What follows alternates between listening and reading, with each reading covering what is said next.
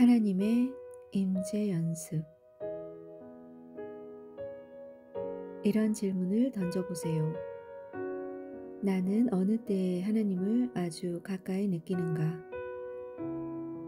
어떤 이들은 인생 최고의 절정기에, 이를테면 아이가 태어난다거나 결혼식 날에, 혹은 오랫동안 간직했던 꿈이 현실로 드러나는 순간에 하나님의 임재를 경험합니다.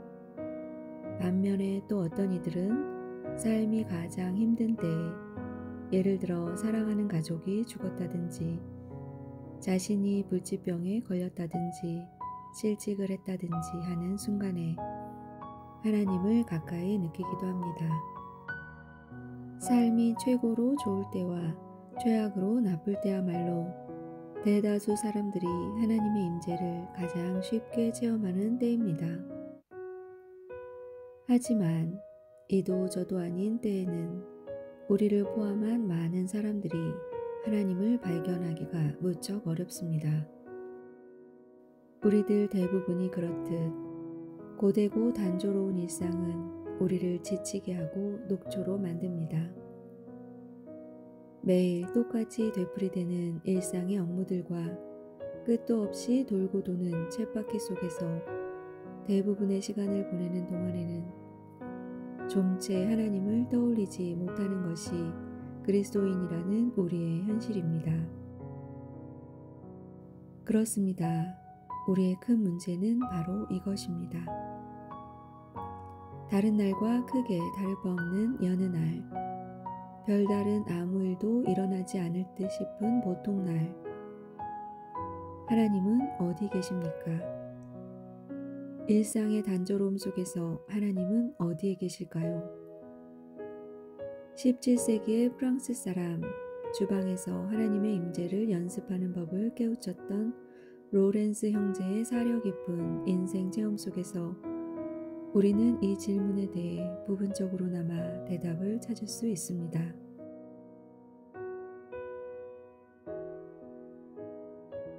처음 만나는 로렌스 형제. 로렌스 형제의 유년과 청년 시절에 대해서는 알려진 바가 거의 없습니다. 우리가 알기로 그는 1605년경 프랑스의 로렌느에서 니콜라 에르망이라는 이름으로 태어났습니다. 부모님은 가난하지만 존경할 만한 분들이었죠. 두 분은 니콜라를 신실한 가톨릭 교도로 양육했습니다.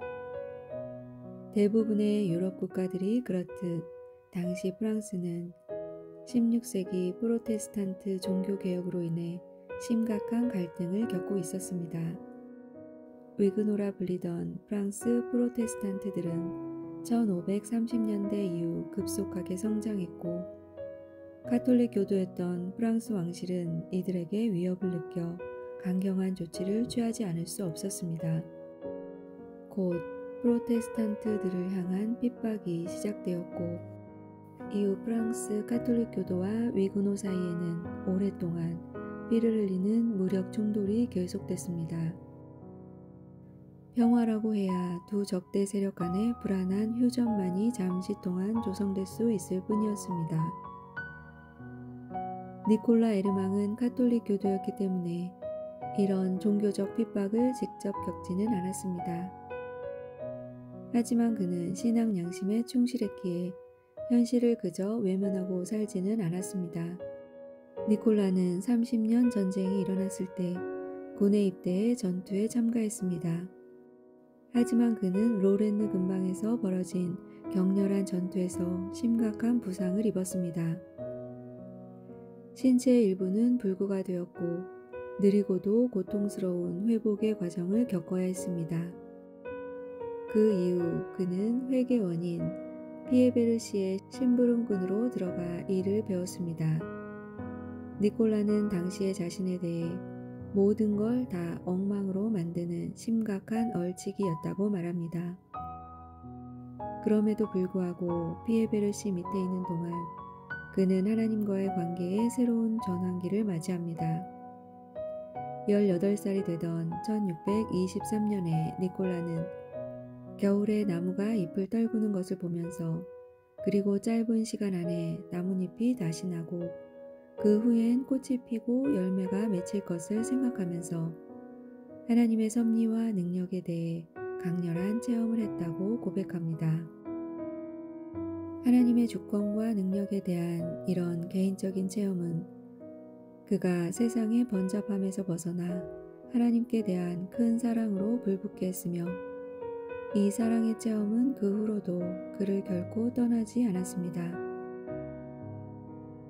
세월이 지나면서 니콜라는 자신이 세상살이에 점점 더 만족하지 못하고 있음을 깨달았습니다. 그리고 그의 나이 50세가 되었을 때 파리에 있는 맨발의 까르멜과 수도회에 들어가기로 결심합니다. 자신의 모든 것을 다 버리고 오직 하나님만을 사랑하기 위해서였습니다. 또한 수도원에서 엄격한 생활을 하다 보면 하는 일마다 엉망이었던 자신이 똑똑해지고 실수도 하지 않게 될 것이라 생각했기 때문입니다. 니콜라는 까르멜 수도회의 평신도 형제의 자격으로 들어갔습니다. 거기서 로렌스 형제라는 새 이름을 얻고 주방에 들어가 일을 거들기 시작했습니다. 그는 처음엔 주방 일을 하면서 별다른 즐거움을 얻지 못했습니다.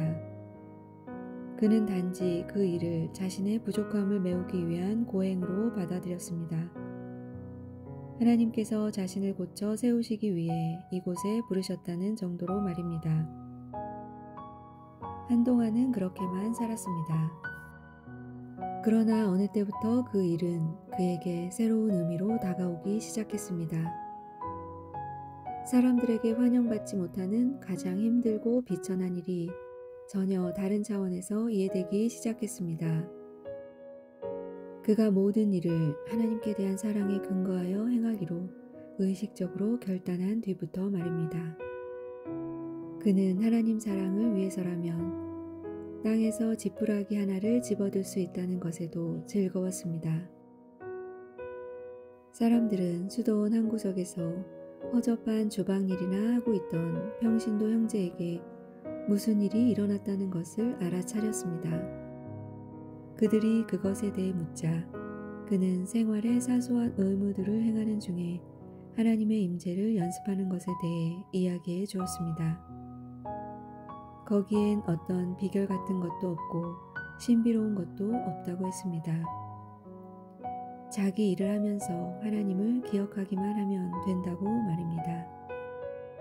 물론 그보다는 조금 복잡한 일이긴 했지만 로렌스 형제에게 있어 일상생활에서 하나님의 임재를 체험한다는 것은 시종 하나님을 생각하는 것이었습니다.